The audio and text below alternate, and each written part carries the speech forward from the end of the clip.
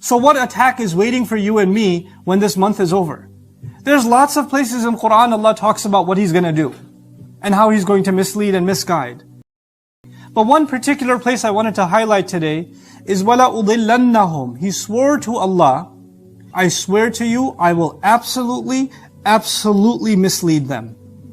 I will make them pick between your guidance and maybe I'll make them say to themselves, yes, Allah said this, but it's not that bad. Allah understands. It's okay. Allah is merciful, you know. And they'll be confused. Yeah, well, Allah is merciful, so I guess it's okay. And they'll do what I want them to do.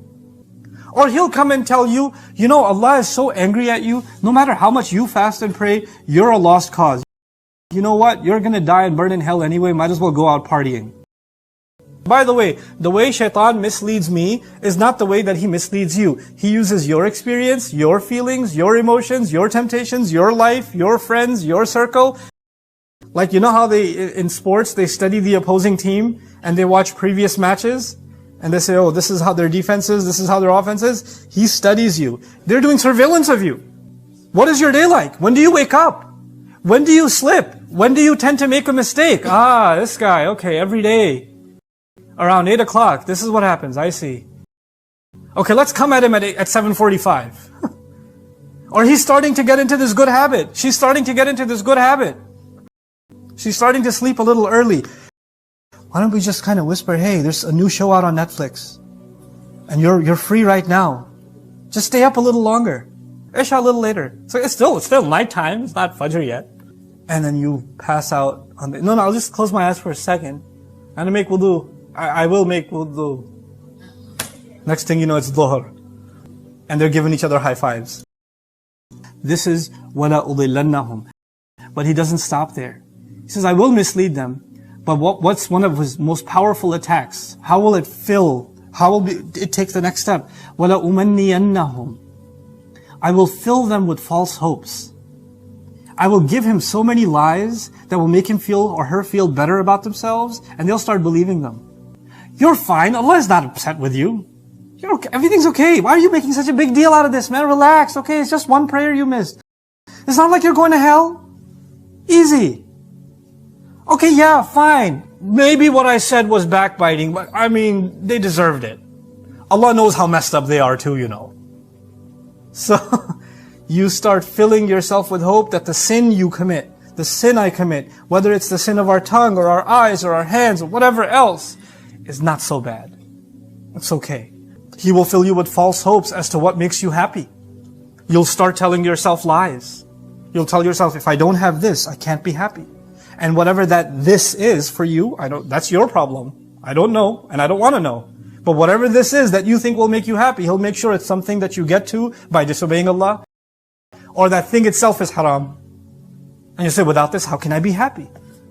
وَلَا أُمَنِّيَنَّهُمْ.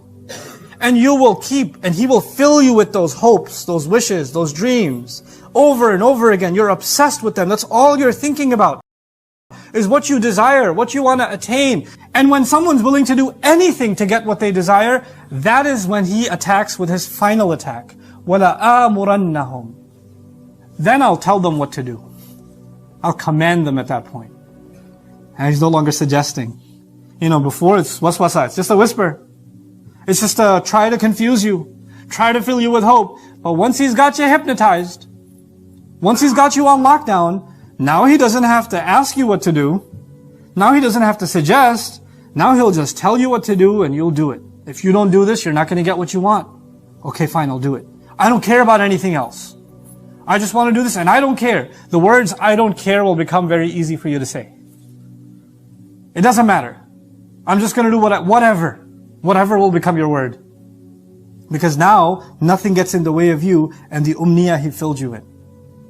This is his attack. This is what's waiting for us. By the time he gets to the stage where he can tell you what to do, then you know what's happened? My whims, my desires have become greater than Allah. It's no longer Allahu Akbar. Then you can pray and you can start your prayer with Allahu Akbar, but those are just words now. They don't actually mean anything anymore. They're just empty words. How is Allah Akbar? Then you become, and I become, like the people described in Surah Al-Jathiyah. Allah Azza wa Jalla says, أَرَأَيْتَ مَنِ اتَّخَذَ إِلَهَهُ هَوَاهُ وَأَضَلَّهُ اللَّهُ عَلَى عِلْمٍ. Have you seen the one that takes his temptations, his whims, his desires, and turns them into their God? And Allah allows them to be misled even though they have knowledge. By the way, the first one who allowed his desire, and his desire was recognition, by the way, Shaitan's desire was recognition. He let that become his God. And Allah allowed him to be misled even though he knows Allah. That's the scary part about this. You know, this month, maybe, inshallah, you spend some things learning about Allah's book. Maybe you spent time learning about Allah's Messenger, sallallahu alaihi wasallam. Maybe you learned some things you didn't know before. Your ilm increased. Your knowledge of Allah increased. But let me tell you something. Just because knowledge increases, it does not necessarily mean that guidance increases with it. Shaitan has plenty of knowledge. And for him, it's not even knowledge of the unseen. He's seen the angels. He's seen Allah. He's seen the conversation. He's had direct conversation with Allah. He's seen the Messenger sallallahu alaihi wasallam. He's seen Ibrahim alayhi salam. He's seen the truth. He knows it. He saw the angels coming when the battle of Badr was happening and the Sahaba were going into battle. They didn't see the legion of angels behind them. He did. He ran away. He saw the angels. And after knowing all of that, he still disobeys. You know what that teaches us? When someone follows the footsteps of shaitan, he gets them so good that knowledge doesn't even help. Even if they have ilm, it just won't matter. Somebody will advise you and you'll just say, I know. And you'll still do what you were going to do. But what I wanted to end with, how is it that we're going to stay away and be able to fight successfully against shaitan? One of the keys to that, one of the fundamental keys to that is our gratitude. We have to constantly think of everything Allah has done for us. You know, when someone does a lot of things for you, then you're ashamed to do something against them. When you recognize that. I'm reminded of Yusuf alayhi salam, who tried to remind the woman who was trying to seduce him, إِنَّهُ رَبِّي أَحْسَنَ مَثْوَايَ. My master, meaning also including the one whose house this was, has been good to me. Why would I do this? When someone's been good to you, and you recognize that, then you have a really hard time hurting them, or disobeying them, or being disloyal to them, cheating them. When you and I can remember everything that Allah does for us over and over again, then it will be easier to obey Him. The opposite is also true, please remember that. Shaitan will always remind you what Allah did not do for you. Please remember this. Shaitan will remind you what Allah did not do for you. Man, you got sick, you haven't been cured. Look at what happened to you, you lost your job. Why did Allah let that happen? Why are these people treating me this way? Why is Allah letting these people treat me this way? Why is Allah doing this? Why is Allah doing that? Why isn't He changing my situation? Why isn't He giving me relief? You're always going to be thinking about what Allah is not doing. And when you think about what Allah is not doing, then Allahu Akbar goes away. Then what you want takes precedence. And so at the end of the ayat of Ramadan, Allah teaches us that if we remain grateful to Allah, not think about the complaints, what Allah hasn't done for us. Mindfulness of Allah's favors can be a constant thing for you, then you will be able to retain the greatness of Allah. But if that gratitude is not there and that's replaced with complaining, then it's actually, your complaining is the sunnah of shaitan.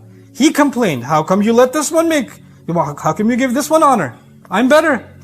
I deserve better. And when anybody says, I deserve better from Allah, they're actually following the footsteps of shaitan. The believer primarily obeys Allah not because of fear.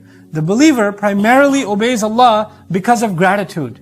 That is why the Fatiha, the Quran begins with Alhamdulillah. And after we say Alhamdulillah, we accept Him as Rabb. Alhamdulillahi Rabbil Alameen. That's why. And so this is the core lesson that we take out of Ramadan. Be mentally prepared. That difficult times are coming. As soon as Eid comes, Shaitan will come hard. The biggest disobediences we do to Allah is at Eid, which is crazy. You're going to get invited to Eid parties, which you should go and eat.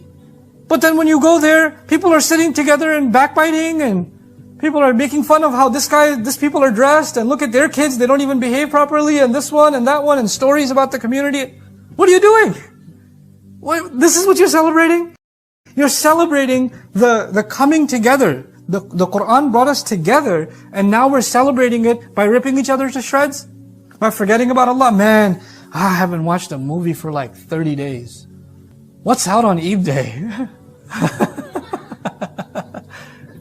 We're planning our disobedience already ahead of time. Don't do that to yourself. Don't make Eid a time of celebrating disobedience to Allah again. Make Eid a time to be grateful. Make Eid a time when you buy your children gifts, buy better gifts for your children to give those who don't have. Make them grateful for what they have and make them people of giving. True gratitude is when we become people of sadaqah.